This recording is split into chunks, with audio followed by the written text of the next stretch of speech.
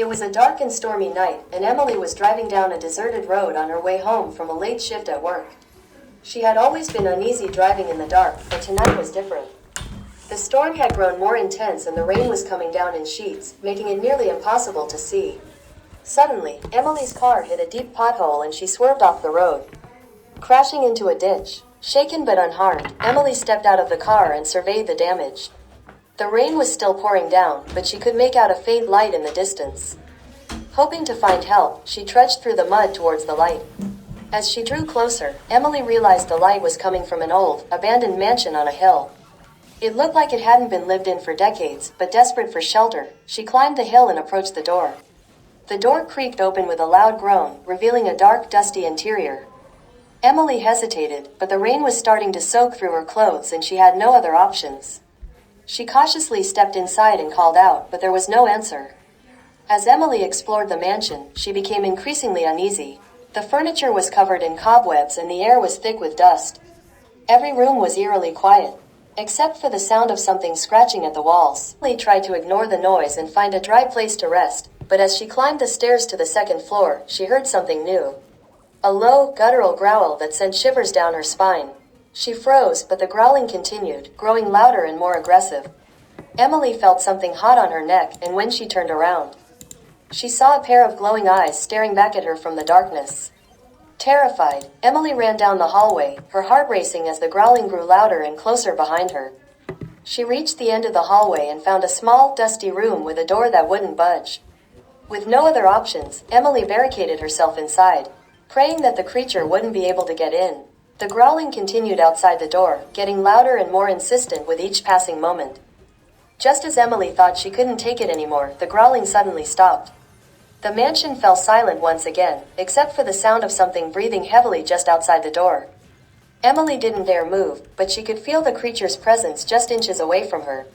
It was then that she noticed a faint glow coming from a crack in the floorboards. Slowly, she lifted the board and peered into the darkness below. To her horror, she saw a pair of glowing eyes staring back at her from the abyss, and a low growling that seemed to shake the very foundation of the mansion. Emily knew that she had to get out of there, and fast. She summoned all her courage and leapt out of the window, racing back to her car in the pouring rain. As she drove away, she heard the growling following her, its hot breath on her neck until she finally left the abandoned mansion far behind. But even as Emily drove away, she knew that the memory of that growling creature would haunt her for the rest of her days. Warning: the following story contains scary and graphic content that may not be suitable for all audiences. Reader discretion is advised. The haunted forest deep in the heart of the dense forest. There lay a dilapidated mansion that had long been abandoned. The locals had whispered for years about the strange happenings that occurred there, and many believed that the mansion was haunted. One night, a group of brave adventurers decided to investigate the mansion and uncover the truth behind the rumors. As they approached the mansion, they could feel an eerie presence surrounding them.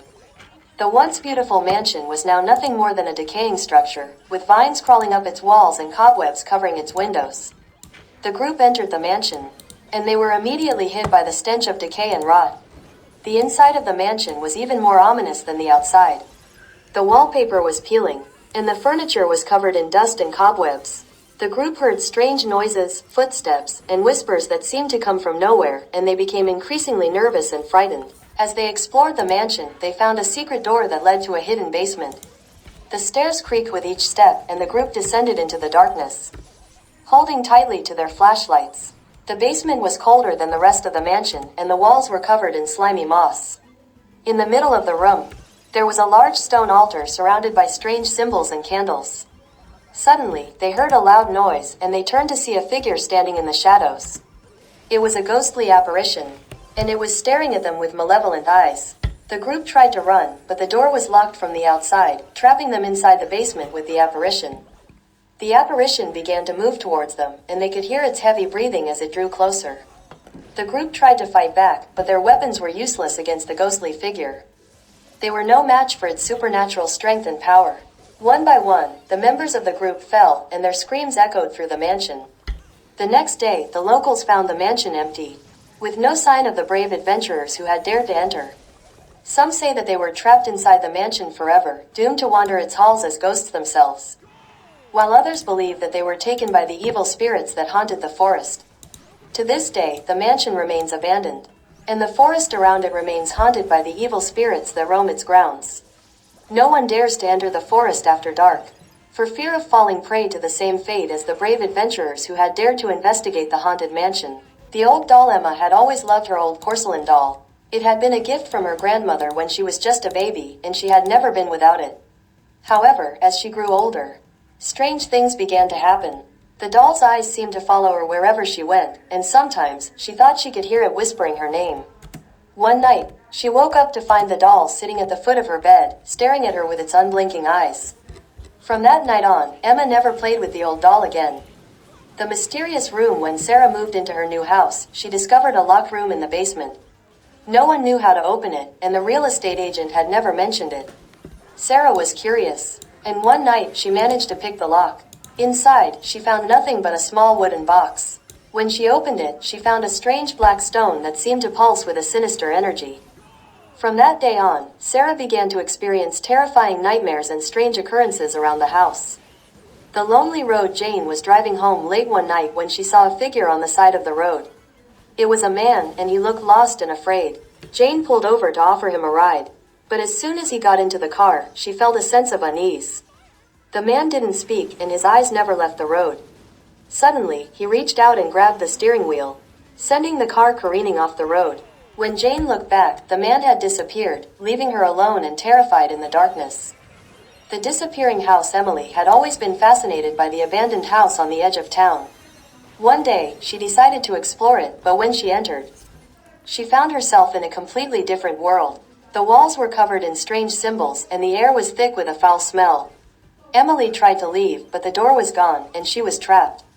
As she explored the strange house, she realized that it was constantly shifting and changing, and that it was alive. Emily never escaped, and to this day, the house still disappears and reappears in different parts of the world, trapping unsuspecting explorers. Lily was a teenage girl who loved babysitting. She had been babysitting for the same family for years, and they trusted her completely. One night, she was babysitting for them, and everything was going well. The kids were in bed, and Lily was watching TV. Suddenly, the phone rang. It was the parents, and they asked Lily if she had checked on the children. Lily assured them that she had, but the parents were insistent. They told her to check again, just to be sure. Lily reluctantly went upstairs to check on the children, and she was horrified to find that they were gone. She searched the house frantically, but there was no sign of them. Suddenly, she heard a strange noise.